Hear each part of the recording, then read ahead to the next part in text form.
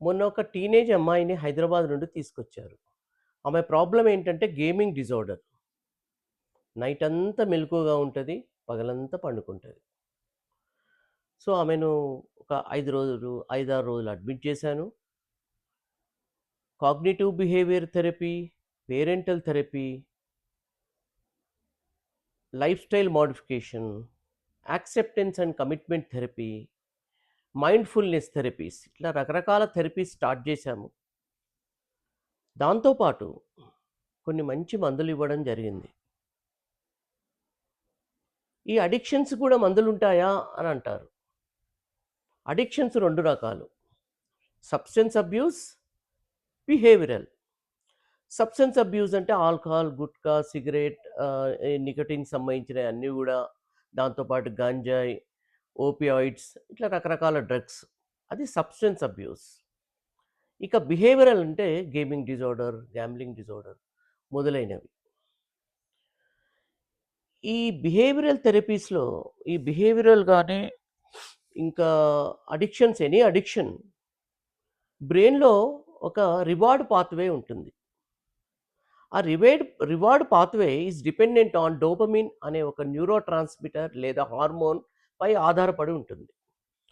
So, ఎప్పుడైతే ఆ మనిషికి ఒక ఇన్‌స్టంట్ గ్రాటిఫికేషన్ వస్తుందో, అప్పుడు డోపమైన్ సర్జ్ వస్తుందన్నమాట. డోపమైన్ సడెన్‌గా రిలీజ్ అవుతుంది. దానివల్ల ఒక కిక్ ఫీలింగ్ వస్తుందన్నమాట. స్లోగా దానికి డిపెండ్ అయిపోతారు. అట్లాగే టాలరెన్స్ వస్తది. అంటే ఈ డోస్ సరిపోదు కొన్ని రోజుల తర్వాత. ఇంకా కొంచెం పెంచాల్సుంటది. That is called tolerance. తర్వాత ఒకవేళ దాని నుండి విత్‌డ్రా కావాలంటే కాలేని పరిస్థితి. దాన్ని withdrawal symptoms or withdrawal syndrome అంటారు. అంటే నిద్ర పట్టకపోవడము, విపరీతమైన క్రేవింగ్ ఉండడం, బాడీ అంతా షేక్ కావడము, చికాకుగా, కోపంగా అనిపియడం. అందుకనే ఈ మధ్య మనం మీడియాలో చూస్తున్నాం. మొబైల్ తీసుకోగానే తల్లిదండ్రులపై దాడి చేయడము, కొన్ని పరిస్థితుల్లో చంపేయడము జరిగింది. ఆ టైంలో ఒళ్ళు తెలియని ఆవేశం, ఉద్రేకం ఉంటుందన్నమాట. సో, ఈ పాత్‌వేస్‌ని బ్రేక్ చేయడానికి ఇదొక విషియస్ సైకిల్, ఒక వలయం ఫార్మ్ అయింది. Dependence, tolerance, withdrawal symptoms and behavioural problems. ఈ వివిధ దశలలో ఆ వలయంలో చిక్కుకున్న వ్యక్తిని బయటికి తీసుకురావాలంటే, ఇది బ్రేక్ చేయాలంటే చాలా మంచి మందులున్నాయి.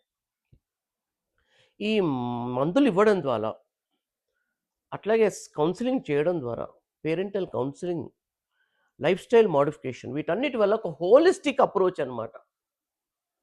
సో, దీనివల్ల ఆ అమ్మాయి చాలా మంచిగా హ్మ్. క్యూర్ అయిపోయింది. ఇప్పుడు చాలా బాగుంది. బాయ్.